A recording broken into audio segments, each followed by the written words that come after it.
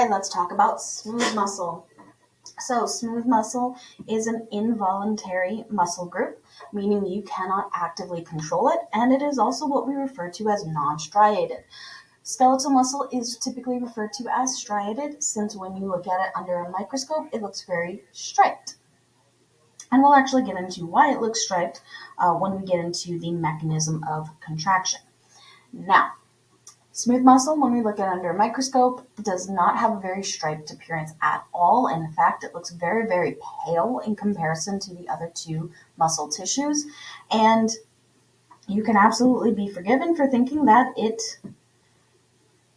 is not a muscle tissue. It's very, very pale. It looks very, very different.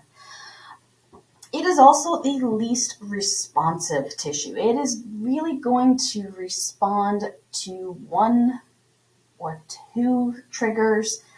It's going to be slow going to get it to start or stop a response. Not very responsive, unlike the cardiac and skeletal. As I mentioned, smooth muscle can occur almost in every organ or blood vessel. It forms sheets, bundles, or sheaths around other tissues, between other tissues, depending upon what structure it's in. So, in the cardiovascular system, we're going to find smooth muscle as the middle layer of blood vessels to help regulate blood flow through and to vital organs. Smooth muscle is actually going to be critical for regulating blood pressure. And again, that is something that we will discuss when we get to the cardiovascular system. In the digestive tract, we have rings of smooth muscle called sphincters. Think of them as valves, but for the digestive system, and instead of being a flap, they're a ring. And so they're going to cycle open and cycle closed, kind of like if you've watched any like futuristic space movies. They have those, especially Star Trek, they have those doors that kind of open and then close, and they kind of like cycle open, cycle close, not like slide. Think of that like the sphincters. These sphincters are actually going to regulate movement along the internal passageway. So there's a sphincter at the top of your stomach, and it needs to open to allow the food that you have just eaten to enter into your stomach, and then it will close behind that.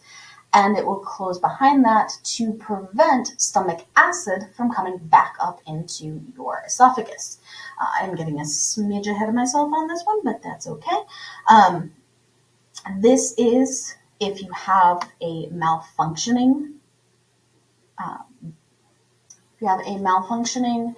smooth muscle band sphincter at that spot, you will have a condition known as GERD. That is where that comes from. So,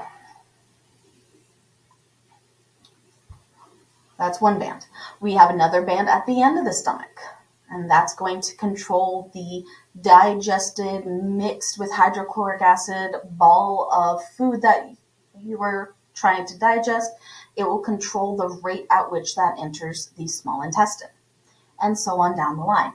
We also will have smooth muscle lining the middle layer of your small and large intestine, and they're going to alternate between contractions and relaxation. We'll get into that in more detail with the digestive system, but basically that purpose is going to be to push your food down the intestine.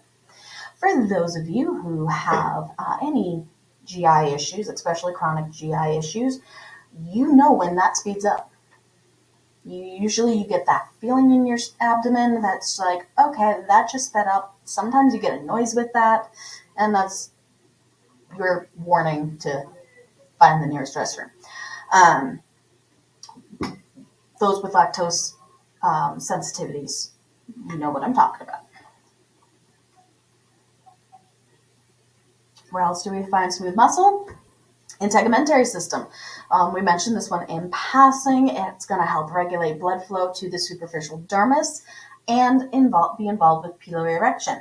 What was piloerection? Goosebumps, making your hair stand up. We're going to find smooth muscle as the middle layer of the bronchi and bronchioles of the respiratory system, and they're going to be responsible for changing the diameter of the airways and therefore changing the resistance of airflow. Again, something we'll talk about in more detail in that particular chapter. Now,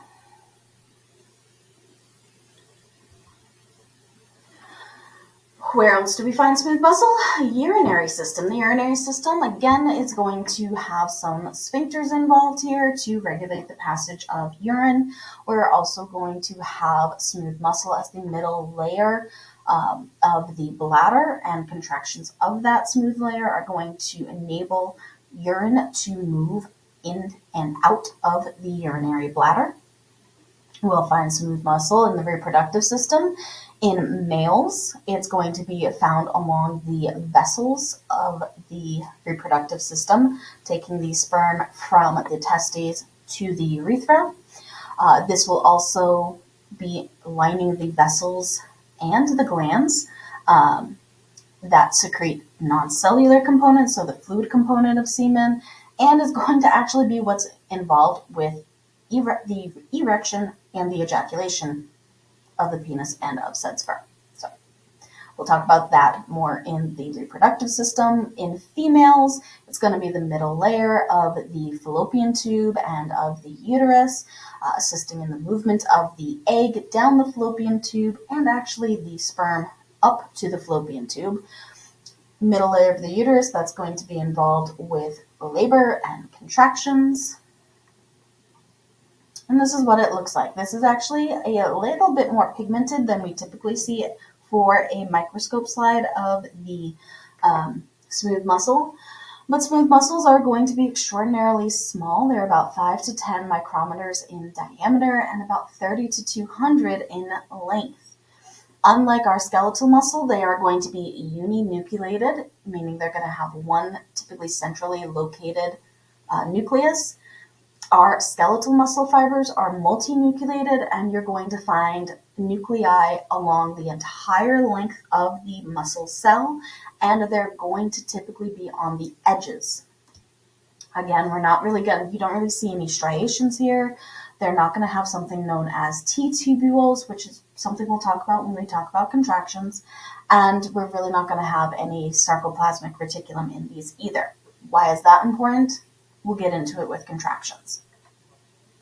Now, unlike the skeletal muscle system is innervated by the motor nervous system, or otherwise known as the somatic nervous system. It's the one you have control over and is involved in movement. The smooth muscle tissue is going to be innervated by the autonomic nervous system, the one you cannot control. Also, unlike skeletal muscle, we will not have the perimysium or the epimysium layers. That's because these are not going to be bundled like the skeletal muscle. So we're only going to have that internal membrane surrounding each individual muscle fiber or cell. So just the endomysium. All right. Smooth muscle contractions, when they are these are typically going to be used to refer to the small intestine and stomach, to be perfectly honest. It's peristalsis and segmentation. Peristalsis is when we have alternating contractions and relaxations of that smooth muscle, and that's going to enable the squeezing of substances through the lumen of hollow organs. Peristalsis is really what's going to be involved in moving food down the small and large intestine. Segmentation is when you have contractions and relaxations in such a manner that you actually mix substances in the lumen of hollow organs. And again, this is typically going to be seen in the stomach, but we do see it a little bit in the small intestine as well.